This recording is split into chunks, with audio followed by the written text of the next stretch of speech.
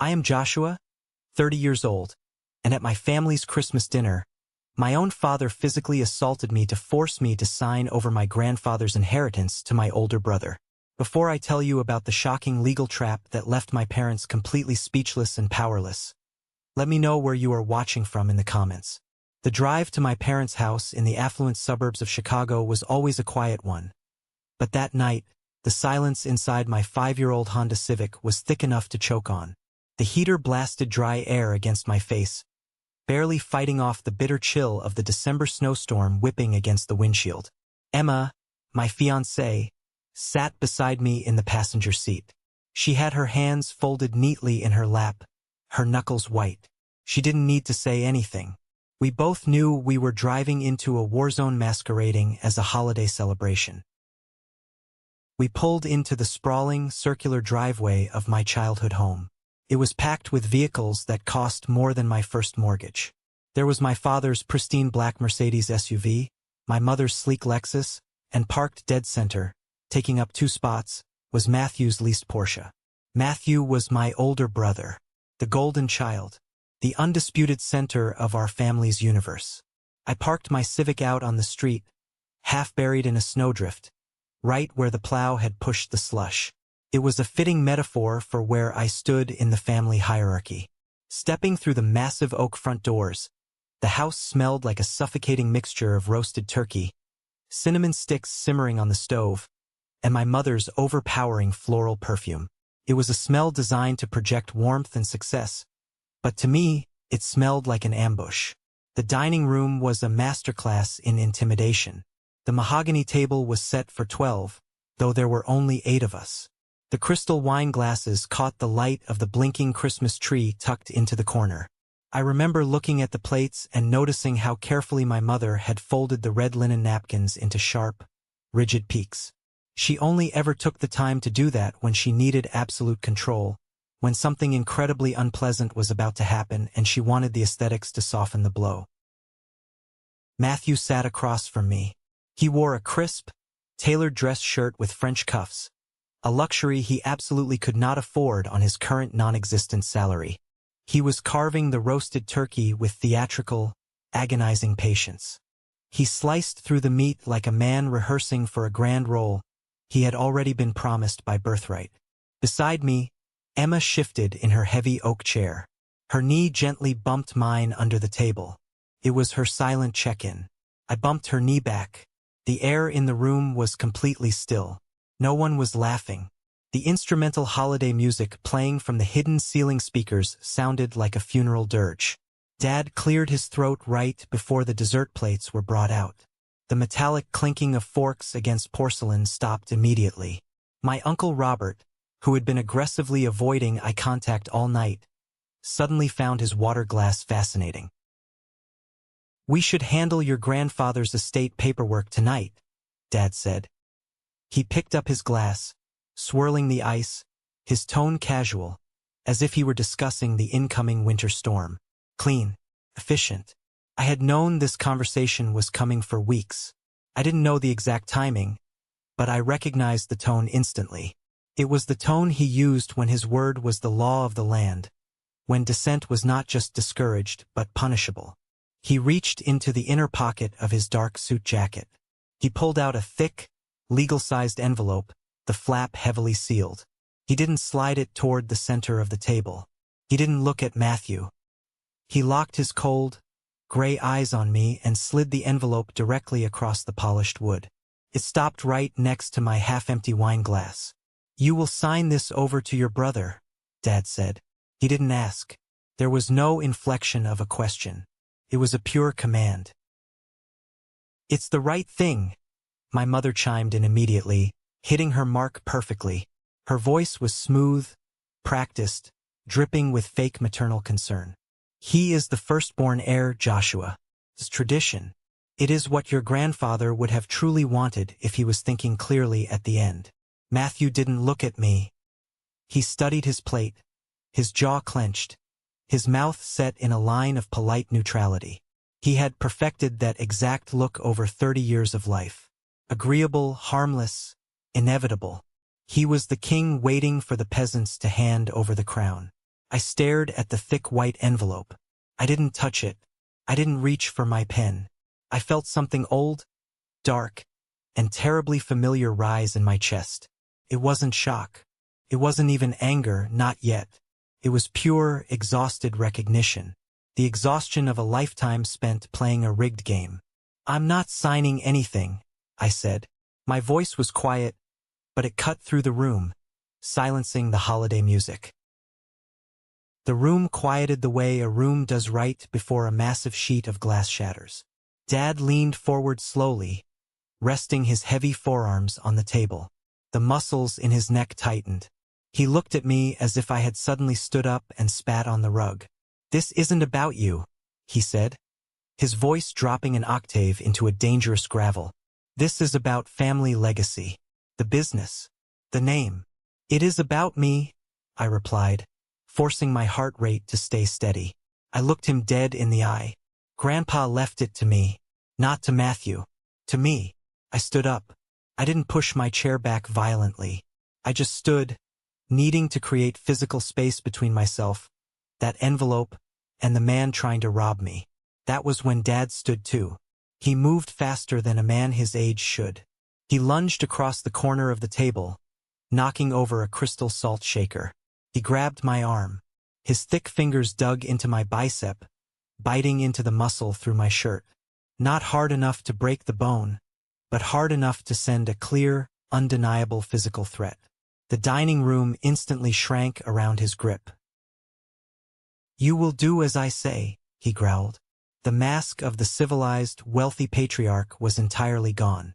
His teeth were bared. A thick vein pulsed at his temple.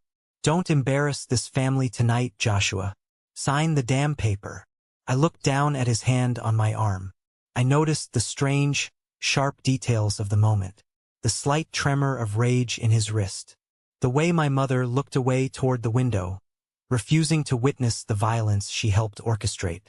The way Matthew finally looked up, his eyes wide, calculating the fallout. And then, a calm, incredibly deep voice from the kitchen doorway spoke. "That won't be necessary." Dad froze.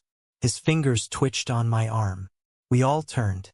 To understand exactly how this simple holiday dinner turned into a legal execution, you need to know what led us to this frozen, breathless moment. You need to know exactly why my grandfather bypassed his favorite son, bypassed his golden firstborn grandson, and left the keys to the kingdom to the family ghost. I spent my entire life standing in Matthew's shadow. It wasn't just a shadow. It was a total, suffocating eclipse. Matthew was 4 years older, louder, significantly more charming, and effortlessly manipulative. To my parents, he was the rising star, the heir apparent to the upper-middle-class throne they had built. I was just the backup plan, the spare parts. The differences weren't subtle. They were broadcasted daily. When Matthew turned 18, a brand-new, silver BMW magically appeared in our wide driveway with a giant red bow on the hood. I remember standing on the porch in my socks, watching Dad hand him the keys with tears of pride in his eyes. When I turned 18 4 years later, I got a firm handshake from Dad in his study and a long, exhausting lecture about the importance of building my own credit score. I ended up working 3 brutal part-time jobs in high school, flipping burgers, stocking grocery shelves at midnight, and mowing lawns, just to afford the insurance and gas for a rusted, beat-up 1998 Toyota that broke down on the highway twice a month. But the real division, the wound that never actually healed, was always financial. When it was time for me to go to college, the narrative in the house drastically shifted. Dad called me into his home office. The room smelled like expensive cigars and leather. The walls were lined with framed photographs of him and Matthew on various hunting trips and golf tournaments. There were no pictures of me. "Joshua, sit down. We need to talk about your college fund," Dad had said, shuffling papers on his mahogany desk, actively refusing to look me in the eye. "Matthew's new tech startup venture needs a massive cash injection. He's on the verge of something huge, a real game changer. We're reallocating the accounts to help him secure a commercial lease. You're a smart kid. Smarter than him, honestly. You'll figure out the student loans. It builds character." I was 18 years old. I sat in that leather chair and watched my entire future, the money my grandparents had initially seeded for my education, get handed to my brother to fund a company that went spectacularly bankrupt 9 months later. Matthew didn't even apologize. He just shrugged at the dinner table one night, told everyone the market simply wasn't ready for his visionary genius, and moved back into his sprawling childhood bedroom. I figured it out. I took the high-interest loans. I worked night shifts at a freezing logistics warehouse, loading trucks until my back screamed, while taking a full course load of business classes during the day. I graduated with honors, bleeding sweat and debt. Matthew, meanwhile, was on his third funded sabbatical backpacking through Europe to find himself. The dynamic never changed, no matter how old we got or how much I achieved. Every single milestone I earned was systematically minimized. 5 years ago, when I landed a massive promotion at my corporate logistics firm, a promotion that officially doubled my salary and made me the youngest regional director in the company's history, I made the foolish mistake of inviting my parents and Matthew out to a high-end steakhouse downtown to celebrate. I paid for the entire meal. I bought the expensive wine. When the waiter brought out the champagne, my mother raised her glass. The crystal sparkled in the dim restaurant light. "To Joshua," she said, smiling a thin, tight smile, "you've always had such incredible luck. Right place, right time. The corporate world is so unpredictable. Now, Matthew, tell us more about this new commercial real estate idea of yours. It sounds absolutely thrilling. Luck, the 80-hour work weeks, the missed holidays, the grinding, soul-crushing stress of climbing the ladder while carrying crippling student debt." They looked right at it and called it luck. I sat there, cutting into my medium-rare steak, and I finally realized the brutal truth. In their eyes, I would never actually earn anything. Matthew's catastrophic financial failures were always painted as brave entrepreneurial risks. My hard-fought successes were just selfish accidents. The only person in the entire bloodline who saw through the smoke and mirrors was Grandpa. Arthur Sr. was a hard, unforgiving man. He built a regional manufacturing supply company out of the trunk of his car in the 1960s and sold it for a fortune a decade before I was born. He didn't talk much at family gatherings, but he watched everything. While my parents fawned over Matthew's loud, exaggerated stories in the living room, Grandpa would quietly catch my eye and motion with his cane for me to follow him into the sunroom. We played chess, hundreds of games over the years, sitting in the quiet, dusty sunlight. He never let me win, not once. He was ruthless, calculating, and cold on the board. "Look at the whole board, Joshua," he would say, his raspy voice cutting through the silence of the room. He'd tap his heavy wooden cane against the floorboards for emphasis. "Your brother plays for the immediate prize. He grabs the pawn and exposes his king. Your father plays to look powerful, throwing his knights around to scare people. You have to play 3 moves ahead. You have to see the trap before they even realize they set it. Let them think they are winning until the board belongs to you." I didn't fully understand what he was preparing me for back then. I thought we were just playing a game to pass the time. My Aunt Susan, my dad's younger sister, would sometimes come into the sunroom, bringing us glasses of iced lemonade. She'd ruffle my hair, giving me a sad, deeply pitying look.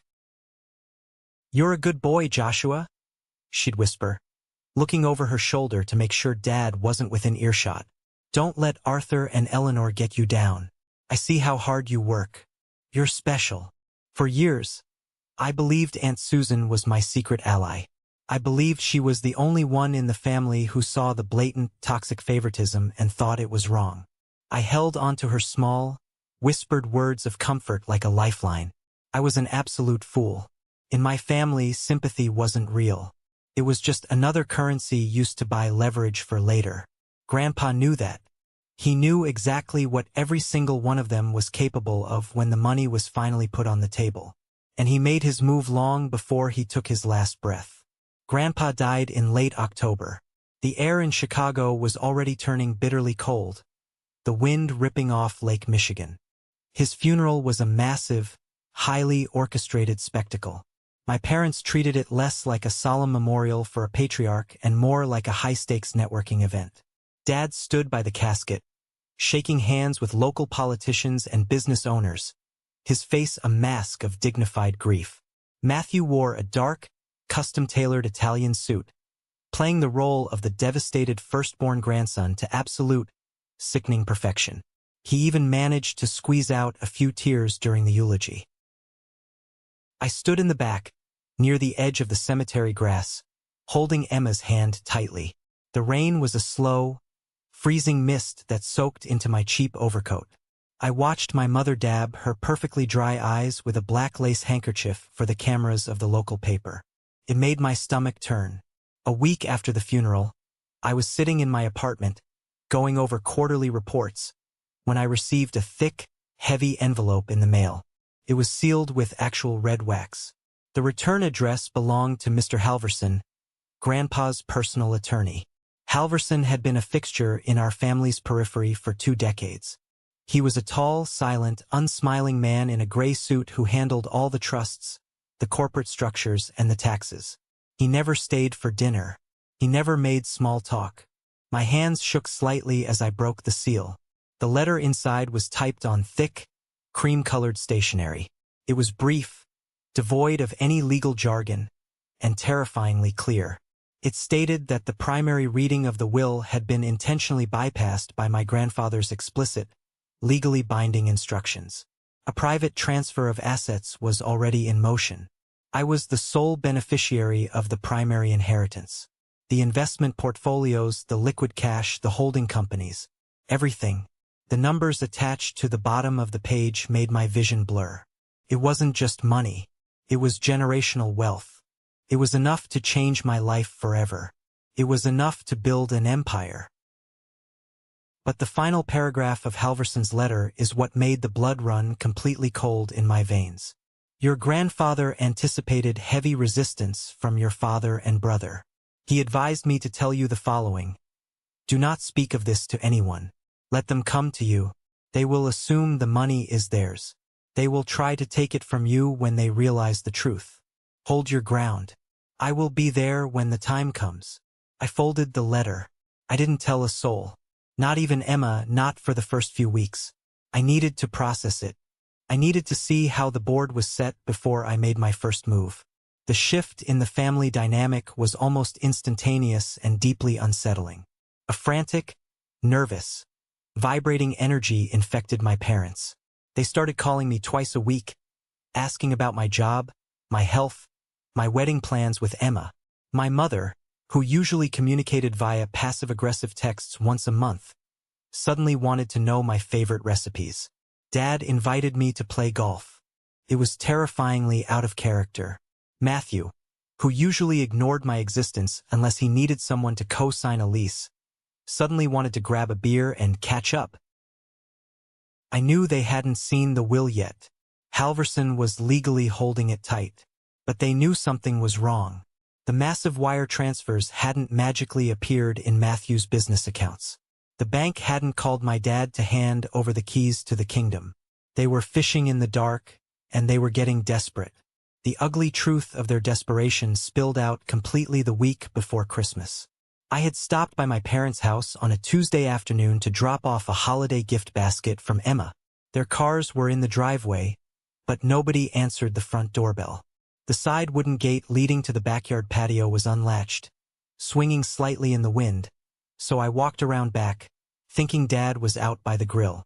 I stopped dead in my tracks, pressing my back against the cold brick wall right next to the kitchen window. The glass was cracked open slightly to let out the smoke from whatever my mother was burning on the stove. Inside, Matthew was pacing furiously back and forth across the expensive slate tile floor. His wife, Sarah, was sitting at the Marble Island counter.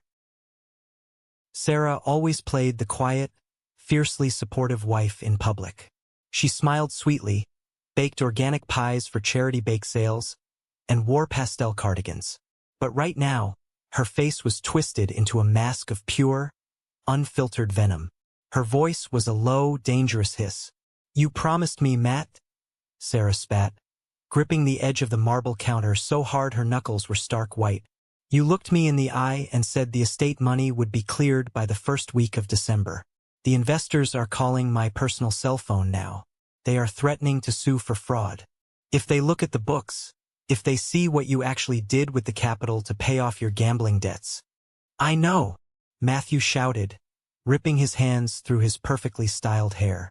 His face was red, sweating despite the cold outside. I know, Sarah. Dad is handling it. The damn lawyer, Halverson, is just dragging his feet with probate. We're going to get it. Dad said the old man left everything to the firstborn. It's tradition. You better get it, Sarah said, standing up and pointing a perfectly manicured finger directly at his chest. I am not going down with you. I am not going to prison because you wanted to play big shot CEO.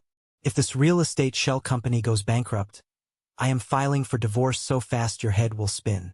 I will take the house, I will take the cars, and I swear to God, I will take full custody of the dog. You fix this. You make Joshua sign over whatever pathetic little piece they threw at him, or you're dead to me. I stepped back from the window, my heart hammering against my ribs like a trapped bird.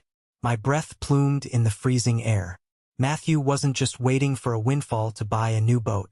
He was drowning. He had actively defrauded his own investors to fund his luxury lifestyle and cover his massive debts.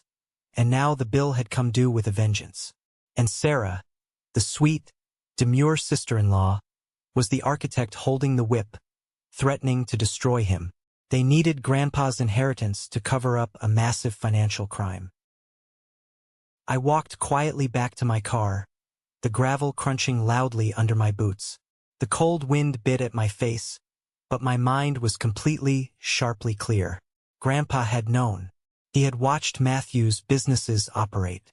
He knew Matthew would destroy the family legacy to save his own skin. He knew Dad would enable him, covering up the crimes to protect the family image. He left it to me because he knew, beyond a shadow of a doubt, that I was the only one who wouldn't burn it to the ground. The battlefield was officially set. Christmas dinner wasn't going to be a celebration of family. It was going to be an ambush. We arrived at my parents' house at exactly 6 o'clock on Christmas Eve. Before we walked up the wide brick porch steps, Emma stopped me.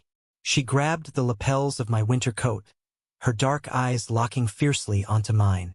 I had told her everything 2 nights ago, the exact amount of the money, Halverson's cryptic letter, the devastating conversation I had overheard between Matthew and Sarah. You don't owe them a single thing, Joshua, Emma said softly, but her grip on my coat was like iron. Whatever happens in that room tonight, you hold your ground. Do not let them shrink you. I am right beside you. I've got your back. I nodded, taking a deep, freezing breath. I know. Let's get this over with. The moment we stepped inside the foyer, the atmosphere was suffocating. The house was decorated to the extreme, thick green garlands cascading down the grand spiral staircase. A 12-foot imported fir tree dripping in expensive glass ornaments. Frank Sinatra was playing softly on the surround sound system. It looked like a movie set, and everyone was in costume. My mother greeted us at the door with a smile that didn't reach her cold eyes. Joshua, Emma, so glad you could make it through the snow, she sang, reaching out to take our coats. Her eyes immediately darted downward, checking my hands and Emma's purse to see if we were carrying anything resembling legal documents or folders. We moved to the sunken living room. Matthew was standing by the stone fireplace, aggressively nursing a glass of neat scotch. He looked terrible up close. His skin was pale, ashen, and there were dark, heavy circles under his eyes. He looked like a man walking to the gallows. Sarah was sitting perfectly straight on the white leather sofa, her posture rigid, her eyes tracking me across the room like a sniper zeroing in on a target. Dad was holding court by the mahogany wet bar. He poured me a bourbon, his heavy hand clapping down on my shoulder with fake, boisterous affection. Good to see you, son. Tonight is about family, about sticking together when times are tough. I took the glass, feeling the burn of the liquor. Always, Dad. Dinner was a masterclass in psychological warfare. We sat down at the massive table. Emma immediately noticed the tactical seating arrangement. They had placed me dead center on the long side of the table, flanked by my father on my immediate left and Aunt Susan on my right. Matthew and Sarah were directly across from me. Uncle Robert sat at the far end, out of the line of fire. It was a military formation. They had me completely surrounded, cutting off any physical escape route. The meal progressed in agonizingly slow motion. We ate the dry turkey. We passed the mashed potatoes. The conversation was shallow, aggressive small talk. Matthew bragged about a fictitious new client. Dad talked about the stock market. But the underlying tension was a physical weight pressing down on my chest. I chewed my food, tasting absolutely nothing. Then came the moment. Dad cleared his throat. The clinking of silverware vanished. The trap was sprung. He delivered a long, emotional speech about family legacy. He talked about how Grandpa built everything from scratch with his bare hands. He talked about the sacred duty of tradition. And then he produced the envelope. "You will sign this over to your brother," Dad commanded, sliding the thick paper toward me. As the envelope stopped near my glass, Aunt Susan leaned in close to me. The aunt who used to bring me lemonade. The aunt who told me she saw how hard I worked. "Just sign it, sweetie," Susan whispered, her voice trembling slightly, her breath smelling of cheap red wine. She placed a warm, clammy hand over mine. "Don't cause a scene tonight. Your brother really needs this right now. The family needs peace. We all have to make sacrifices for the greater good." I turned my head and looked at her. I really looked at her. Her eyes were wide, dilated, deeply panicked. And in that split second, the final puzzle piece clicked into place. Susan wasn't acting out of a desire for family harmony. She was terrified for her own survival. "How much did you lend him, Susan?" I asked. My voice was barely above a whisper, but in the dead silence of the room, it rang out like a bell. Susan flinched violently as if I had physically slapped her. She pulled her hand back from mine instantly, knocking her fork onto the floor. Matthew's head snapped up. Sarah closed her eyes and let out a long, slow breath. "How much of your retirement money did you give Matthew for his real estate scam?" I pressed, my voice hardening, turning to face her fully. "You're not asking me to make peace. You're asking me to bail you out because you know he lost it all. That is enough," Dad roared, slamming his heavy fist onto the mahogany table. The crystal wine glasses shook, sloshing red liquid onto the pristine white tablecloth. "I'm not signing anything," I said loudly, pushing my heavy oak chair back, the wood scraping harshly against the floor. The illusion of a happy family shattered completely into a million jagged pieces. Dad stood up, his face flushed a dangerous, deep purple with rage. He lunged across the corner of the table. His heavy, calloused hand clamped down on my arm, his fingers digging brutally into my muscle. "You will do as I say," he growled, leaning into my face, his breath hot. The civilized veneer was completely stripped away, revealing the bully underneath. "Don't embarrass this family. You are nothing without this family." I looked down at his hand gripping my arm. I felt a massive surge of pure, blinding adrenaline. I was 30 years old, a grown man, a successful executive, and my father was trying to physically intimidate me into giving away millions of dollars to save a fraud and protect his own ego. And then, the voice from the kitchen doorway cut through the room like a scythe. "That won't be necessary." Dad froze. His grip on my arm loosened slightly in pure shock, but he didn't let go. We all turned our heads toward the archway leading to the kitchen. Mr. Halverson stood there. He was wearing his heavy wool winter coat, snowflakes still visibly melting on the broad shoulders. He carried a slim, worn leather briefcase in his gloved hand. No one had heard him come in through the side door. My mother had actually invited him, assuming he was there to facilitate my surrender, to notarize the paperwork of my defeat. She had thought she was weaponizing Grandpa's lawyer against me. "Why are you standing there lurking in the dark?" Dad demanded, recovering his aggressive posture, puffing his chest out. "Get in here, Halverson. Tell this ungrateful kid what his legal obligations are to his family. Tell him about the trust." Halverson stepped into the dining room. He didn't rush. He didn't look intimidated by my father's yelling. He walked with the slow, measured, terrifying pace of an executioner who knew exactly how the sentence would end. He walked past Matthew, past my mother, and stood directly behind my chair. He placed his leather briefcase on the table, right next to the untouched envelope my father had thrown at me. He clicked the brass locks open. The sharp, metallic sound echoed loudly in the silent, tense room. "I am here," Halverson said, his voice smooth, cold, and utterly devoid of emotion. Because Arthur Sr. anticipated this exact conversation. He anticipated the coercion. He anticipated the aggression. Silence thickened. You could hear the faint hum of the refrigerator in the next room. Halverson looked down at me, not asking for permission, but acknowledging my position as the head of the board. I gave a single, slow nod. Checkmate. The estate was structured intentionally over the last 3 years, Halverson continued, pulling a stack of heavy, watermarked legal documents from his briefcase and laying them flat on the table. The primary inheritance, including all liquid assets, the investment portfolios, the stock options, and the holding companies, were granted solely, entirely, and irrevocably to Joshua. Matthew let out a sound that was half scoff, half choke. "This is ridiculous," he muttered, his voice shaking uncontrollably. "It's just money. I'm the oldest. I'm the firstborn. I'm running a business. He's just a corporate drone. You can't do this." Halverson's gaze flicked to Matthew. His eyes were like glacial ice. "If it is just money, Matthew, then it should not be difficult for you to earn your own, or to pay back your angry investors without relying on stealing your younger brother's assets to cover your fraud." Sarah gasped loudly, covering her mouth. Matthew went completely pale, looking like he was going to vomit right onto his plate.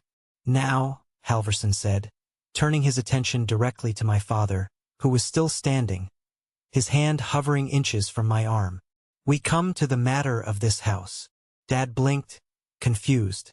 "My house? What the hell does my house have to do with this?" "Everything," Halverson replied coolly. He pulled out a specific single sheet of paper with a red seal at the bottom. "Your father, Arthur Sr., still legally owned the deed to this property. He allowed you to live here rent-free for 30 years. In his will, he transferred the deed to you, Arthur. However," Halverson paused. He let the agonizing silence stretch, actively tightening the noose around my parents' necks. He attached a very specific, legally ironclad anti-coercion clause. The clause explicitly states that if there is any attempt by you, your wife, or Matthew to coerce, manipulate, or force Joshua to transfer his inheritance under duress, including physical intimidation, which I have just stood here and witnessed, the transfer of this house is immediately and permanently voided. My mother let out a small, terrified, high-pitched shriek. She covered her mouth with both hands, her eyes wide with sheer terror. "Voided," Dad whispered, the anger completely drained from his face, replaced by sudden, catastrophic, paralyzing fear. "Voided," Halverson confirmed firmly, tapping the document. "The deed automatically defaults to the primary beneficiary, Joshua. If you push him to sign that envelope, Arthur, you do not gain his inheritance. You lose your home. Immediately. I have the eviction paperwork drafted in my car right now. Would you like me to go get it?" The air in the room vanished. The absolute power dynamic, the toxic hierarchy that had ruled my entire life, collapsed in less than 60 seconds. Dad looked at the useless envelope on the table. He looked at Halverson's impassive face. Then, slowly, painfully, he looked at me. For the first time in 30 years, there was no arrogance in his eyes. There was no authority, only total, crushing defeat. This is a moment that changed everything, when I finally regained control of my life. Thank you for your patience in getting this far. You are amazing. Please like the video and leave a comment below to let me know you've been with me. This will not only help more people find this story, but also let me know that my experiences are meaningful to someone. Your support is the biggest motivation for me to continue sharing the rest of this journey. The physical weight of Dad's hand was completely gone from my arm. He slowly lowered himself back into his heavy chair, moving like an old, broken man. He didn't speak. He just stared blankly at the expensive crystal water glass in front of him. He looked like a man who had stepped on a landmine and was just waiting for the inevitable click. My mother, realizing that the aggressive, domineering approach had utterly failed, instantly pivoted to her secondary weapon, playing the ultimate wounded victim. Tears streamed down her meticulously powdered face, ruining her makeup. "Joshua," she sobbed, her voice trembling with manufactured heartbreak, reaching her hands out across the table toward me. "How can you do this to us? How can you sit there and let this cold man threaten your own flesh and blood with homelessness on Christmas Eve? You're choosing money over your family. Your grandfather was sick. He was cruel and senile to do this to us. He didn't know what he was doing." I looked at her. I searched my heart for a shred of sympathy, a shred of the guilt that used to control me. I felt absolutely nothing. The invisible strings she had pulled my entire life were severed permanently. "Grandpa wasn't cruel, Mom," I said, my voice eerily calm, echoing in the quiet room. "He just saw you. He saw all of you for exactly what you are. He knew exactly what you would do to me if he didn't put a loaded legal gun to your head to stop it." I looked over at Uncle Robert, Dad's younger brother, who had been sitting quietly at the far end of the table the entire time. He was the reluctant witness. He knew the emotional abuse I took for years. He knew Matthew was a reckless fraud. But right now, Robert was aggressively staring at his half-eaten mashed potatoes, refusing to make eye contact with anyone. He was a coward, just like the rest of them, preferring peace at the cost of my sanity. "Nobody is kicking you out of the house, Mom," I said, standing up tall. I looked down at my father. "You can keep the house, as long as you never, ever ask me for a single dime to fund Matthew's failures. As long as you never try to dictate my life, my career, or my marriage again. The bank is closed. Forever." Emma stood up beside me. She didn't say a word, but she didn't need to. Her presence was an unshakable fortress. She picked up her purse and slung it over her shoulder. "This is ridiculous," Matthew finally snapped, slamming his hands on the table, his voice cracking with hysteria. "You're destroying the family business, Josh. I'm going to lose everything. The investors are going to ruin me." "You already lost it, Matt," I replied, grabbing Emma's coat from the back of her chair and helping her into it. "You lost it when you lied on your loan applications. I'm not your safety net anymore. Fix your own life." Sarah stood up, her chair scraping violently against the hardwood floor. She grabbed her designer purse, her face a mask of furious, undisguised disgust. She didn't look at me. She didn't look at my parents. She glared directly at Matthew. "Call me when your lawyers figure out how you're keeping me out of federal jail," Sarah spat at her husband.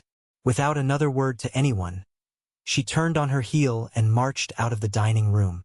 The heavy oak front door slammed shut a moment later, rattling the windows. The sound echoed through the silent house like a gunshot. Matthew buried his face in his trembling hands, letting out a pathetic sob. Aunt Susan was quietly crying into her napkin, mourning her lost retirement fund. I looked around the room one last time. The beautiful, expensive decorations, the perfect, untouched roasted turkey, the blinking festive lights. It was a beautiful stage designed for a very ugly play, and my part in it was officially over. Mr. Halverson gathered his documents, snapped his briefcase shut with a final, decisive click, and gave me a slight, respectful nod. He walked out the back door, disappearing into the cold night as quietly as he had arrived. "This will change things, Joshua," Dad said, not looking up from the table. His voice was hollow, scraped out. It wasn't a threat anymore. It was a complete surrender. "I know," I answered simply. Emma and I walked out of the dining room, down the long, carpeted hallway, and out the front door. We stepped off the porch and into the freezing December night. The snow was falling much heavier now, thick white flakes covering the luxury cars in the driveway, covering the perfectly manicured lawn. The cold air hit my lungs, And for the first time in my entire life, it felt incredibly clean. I wasn't just walking away from a ruined holiday dinner. I was walking out of a psychological prison I had lived in for 30 years. I squeezed Emma's hand, and we walked down the dark street toward my old, beat-up car, leaving the wreckage of my family's lies buried deep in the snow behind us. 2 years have passed since that freezing Christmas Eve. 2 years since I walked out of my parents' front door, held Emma's hand, and left the toxic, suffocating illusion of our family completely behind me in the snow. People often ask me in the comments on my older videos what happens after the big dramatic confrontation. Movies and television shows usually end right there. The hero says his piece, the villains are left speechless, the music swells, and the credits roll as he walks off into the winter night. But in real life, the sun comes up the next morning. You wake up in your own bed, make a pot of coffee, and you have to figure out how to actually live the life you just fought so hard to protect. You have to build something out of the silence. And the immediate aftermath of that night was exactly that. Total, deafening, heavy silence. For the first few weeks of January, I kept my phone on my desk at work, fully expecting the screen to light up with my father's name. I expected him to show up at my apartment complex, red-faced, pounding on the door, and screaming about disrespect. I expected my mother to stage some kind of elaborate, fake medical emergency just to force me to rush to the hospital so she could corner me in a waiting room. I braced myself for Aunt Susan to ambush me in the parking lot of my office. But nothing happened. The phone didn't ring. There were no unannounced visits. Mr. Halverson's legal trap was so perfectly executed, so incredibly ironclad, that it completely paralyzed them. They were terrified. For the first time in my father's life, he was not the one holding the cards. They knew that one wrong move, one aggressive phone call, or one threatening text message demanding a piece of the inheritance could legally trigger the anti-coercion clause. If they pushed me even an inch, they would lose the deed to the massive suburban house they were living in. Grandpa had essentially built an invisible electric fence around my life, and my parents knew exactly how high the voltage was. So, I took the massive, quiet space they were forced to give me, and I started building my future. I didn't go out and buy a fleet of luxury sports cars to post on social media. I didn't buy a massive 10-bedroom mansion just to show off to people I didn't even like. I remembered what my grandfather taught me over all those quiet games of chess in his sunroom. I looked 3 moves ahead. The board finally belonged to me, and I was going to secure my king. I took the inheritance and sat down with a team of top-tier financial advisors in the city. We spent weeks going over the numbers, structuring the assets so they would be bulletproof. I invested the vast bulk of the money into a highly diversified portfolio of sustainable, long-term index funds, municipal bonds, and low-risk commercial real estate trusts. I didn't want the flashy, high-risk gambling that my brother Matthew loved. I wanted absolute stability. I wanted the kind of generational wealth that is quiet, the kind that grows in the background and lets you sleep completely soundly at night without checking the stock market every 5 minutes. With the remaining liquid capital, I made the biggest move of my career. I finally walked into my boss's office and quit my grueling corporate job. I had spent years climbing that ladder, securing promotion after promotion, doubling my salary just to prove my worth to a family that never cared. But I didn't need their validation anymore. I used my years of hard-fought experience, my deep understanding of the industry, and my extensive list of professional contacts to start my own mid-sized logistics consulting firm. I rented a bright, modest office space in a good part of downtown Chicago. I bought sturdy desks, good computers, and I hired a small, fiercely dedicated team of people who were hungry to build something real. It was incredibly hard work. The 80-hour weeks didn't magically disappear just because I had money in the bank. But the exhaustion felt completely different. For the first time in my life, I was working entirely for myself. I wasn't carrying the massive, crushing weight of my brother's financial failures. I wasn't constantly looking over my shoulder to see if my father approved. Every single hour I put into that office built my own legacy, not theirs. And as my professional life flourished, my personal life blossomed in ways I never thought possible.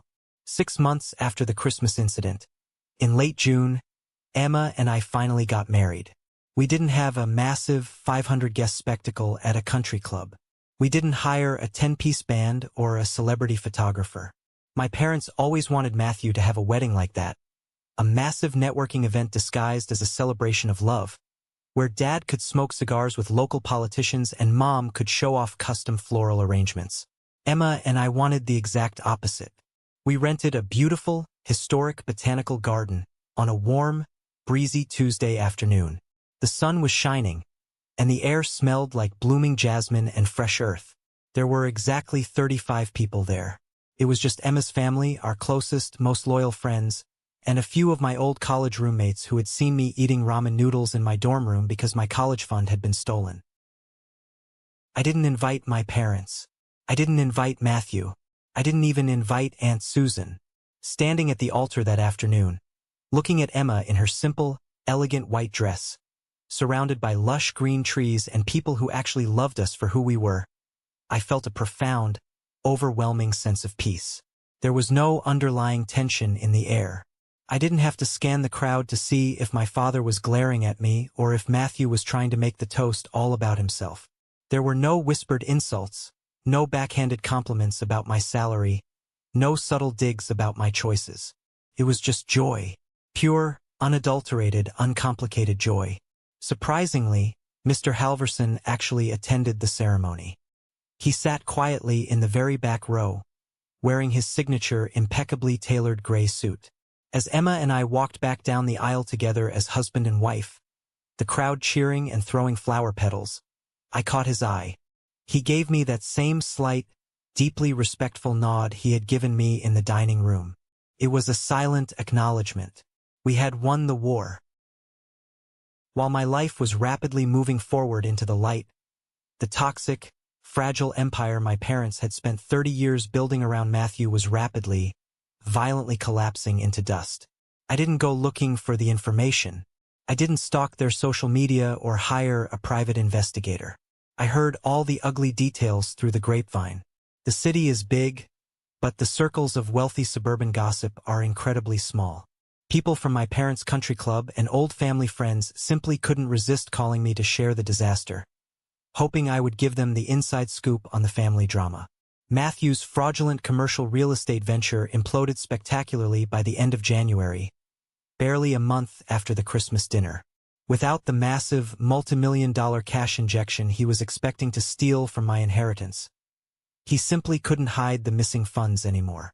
His angry investors finally lost their patience and demanded a full, independent forensic audit of his company's books. When the auditors dug into the accounts, they didn't just find poor business decisions.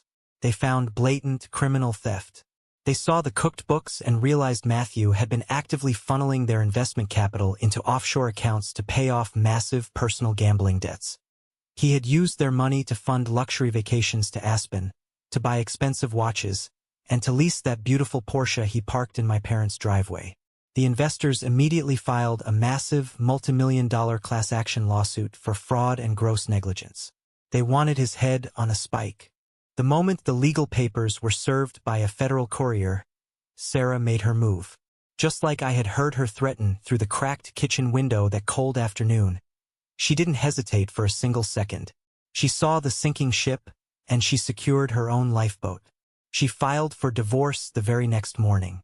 It was an absolute bloodbath in the family court system. Sarah didn't just want out. She wanted to leave a crater where Matthew's life used to be. She hired the most ruthless, aggressive divorce lawyer in the entire state of Illinois. She successfully argued that Matthew had committed extreme financial infidelity and endangered her livelihood and reputation.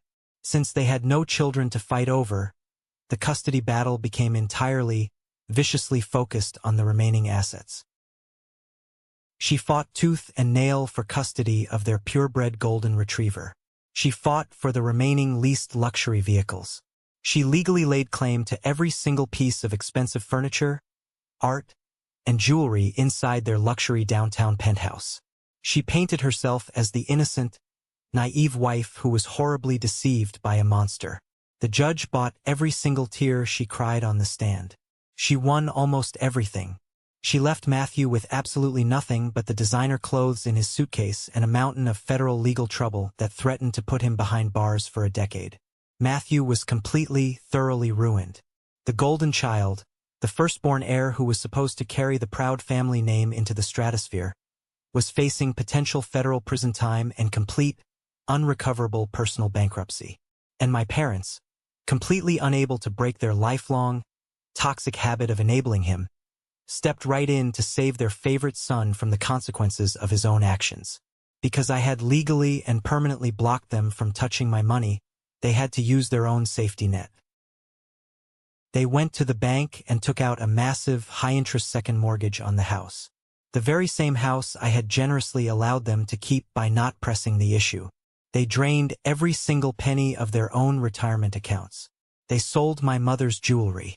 They sold my father's vintage car collection. They liquidated everything they had spent 40 years accumulating just to pay for Matthew's high-priced criminal defense lawyer and to secure a massive out-of-court financial settlement with the angry investors to keep him from going to federal prison. Matthew avoided a jail cell by the absolute skin of his teeth, but the cost to my parents was absolute, grinding devastation. He had to move back into his childhood bedroom at 36 years old, a disgraced, bankrupt man with no prospects and a ruined reputation in the city. My parents, who were supposed to be spending their golden years traveling through Europe, drinking fine wine, and playing golf at the exclusive country club, are now drowning in a massive sea of toxic debt. They had to cancel their country club membership. My father had to take a consulting job he hates just to cover the monthly interest payments on the second mortgage.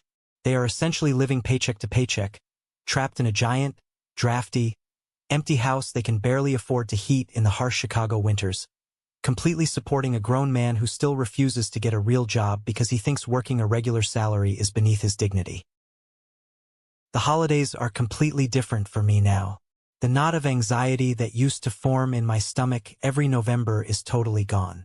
Emma and I spend Thanksgiving cooking together in our own warm kitchen, drinking good wine, laughing and watching football with the dog sleeping by the fire. We spend Christmas with her parents in Ohio, surrounded by loud, chaotic, genuine, unconditional love. We exchange thoughtful, inexpensive gifts, and nobody brings up stock portfolios or legacy. Every once in a while, usually right around a major holiday or on my birthday, my phone will buzz on the kitchen counter. I will look down and see a text message from my mother. It is always the exact same predictable script. Even after everything that happened, she still plays the ultimate wounded victim. Thinking of you today, Joshua. The house is so incredibly quiet without you here. Dad was just talking about you. We miss our family being whole. Life is far too short to hold onto this much bitter anger. We are family. Please call your father, he's not sleeping well at all. We love you. I read the texts. I don't feel anger anymore. My blood doesn't boil. I don't feel the crushing guilt she engineered me to feel. I just feel a deep, hollow, quiet pity. They still don't understand. After all the ruin, after losing their retirement and their peace of mind, they still think I am punishing them out of pure spite. They refuse to look in the mirror and acknowledge that their own toxic favoritism, their constant enabling, and their blinding greed are exactly what burned the family down to the studs. They want me to come back and fix it. They want me to open my checkbook and save them from the reality they created. I never engage with the emotional manipulation. I never write a long paragraph defending myself. I reply with a simple, cold, polite response. Emma and I are doing very well. Happy holidays to you too. I hit send, and I put the phone away. That is the only access they get to my life now. A polite, impenetrable, reinforced brick wall. I set the boundary, and I enforce it with absolute iron discipline. Last week, the autumn leaves were turning brilliant shades of orange, gold, and blood red across the city. The air was crisp, cool, and smelled like wood smoke. I took a Friday afternoon off from work. I didn't tell anyone at the office where I was going. I just drove out of the city limits, stopped at a small florist off the highway, bought a simple bouquet of white lilies, and drove out to the cemetery. The grounds were incredibly quiet, save for the wind rustling loudly through the massive, ancient oak trees that lined the paved driving paths. I walked past the massive, ostentatious marble family monuments, the towering angels and the heavy stone crosses. I kept walking until I found the simple, flat, unpretentious granite marker I was looking for. Arthur Sr., my grandfather. The funeral 2 years ago had been a grotesque, fake show put on by my parents. But this visit was real. It was just me, the wind, and the man who truly saved my life. I knelt down on the damp, cold grass and placed the white lilies carefully next to the headstone, brushing away a few fallen brown leaves from the carved lettering. I stayed kneeling there for a long time, just listening to the distant sound of highway traffic and looking at his name carved deeply into the gray stone.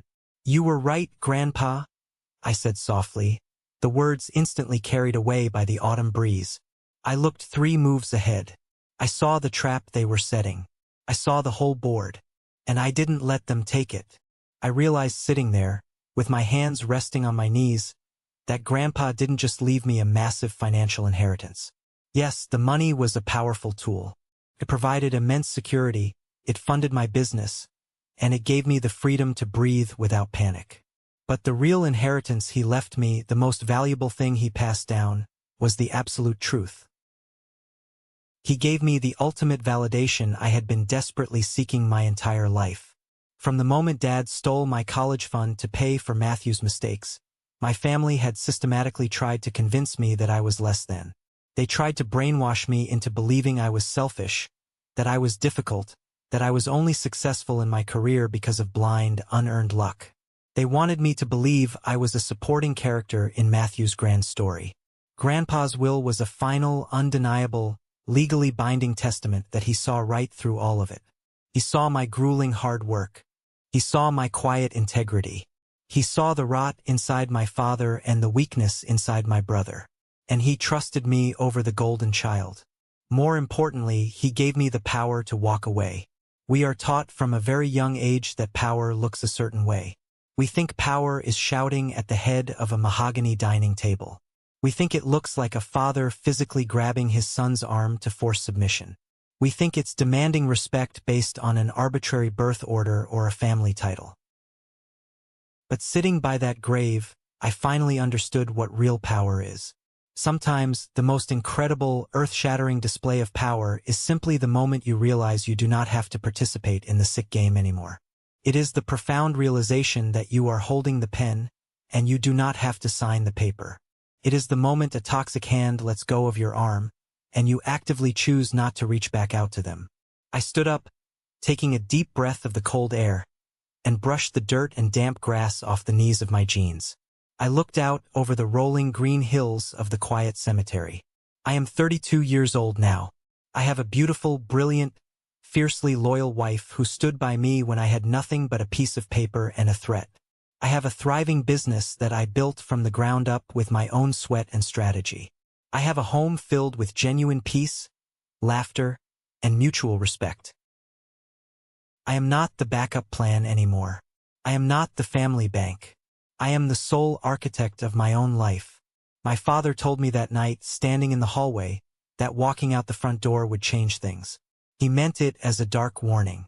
He meant that I would lose their protection, their love, and my place in the family hierarchy. He was absolutely right. Changed everything. Saved my life. Before we wrap up this video today, I want to take a moment to look directly at the camera and share something critically important with all of you watching this right now. If there is one crucial educational lesson, one deep takeaway you get from my entire experience with my family, please let it be this. Family is not a free pass for abuse, manipulation, or financial exploitation. We are deeply conditioned by our culture, by movies, and by society to believe that blood relation means absolute, unquestioning loyalty. We are told that we must tolerate toxic behavior, disrespect, and even outright theft simply because we share a last name or a DNA profile with someone. But that is a dangerous, destructive lie. Respect is something that must be earned every single day, and real love should never, ever come with a hidden financial invoice or a demand for your soul. Setting strict, immovable boundaries with toxic family members is not an act of cruelty, selfishness, or disrespect. It is an act of profound, necessary self-preservation. You have the absolute human right to protect your peace of mind, your hard-earned assets, and your mental health from anyone who tries to tear them down. It doesn't matter if those people are strangers on the street, or if they are the people sitting right across from you at the Thanksgiving table passing the mashed potatoes. If they are hurting you, you have the right to walk away and never look back. Do not let anyone guilt you into setting yourself on fire just to keep them warm. I would love to hear from you now. This community has been incredibly supportive, and I value your perspective. What is the most important lesson or takeaway you got from my story today? Have you ever had to set a difficult boundary with a family member to protect your own peace? Please share your thoughts and experiences in the comments section below. Or, if this story resonated with you, if you found value in the lessons shared, and if you agree with the hard boundaries I had to set, simply drop the word "good" in the comments right now. It lets me know that sharing this difficult, deeply personal journey was worth the effort, and that we are building a strong, emotionally intelligent, and supportive community here together. Thank you so much for listening to my story. Stay strong out there, and I will see you in the next video.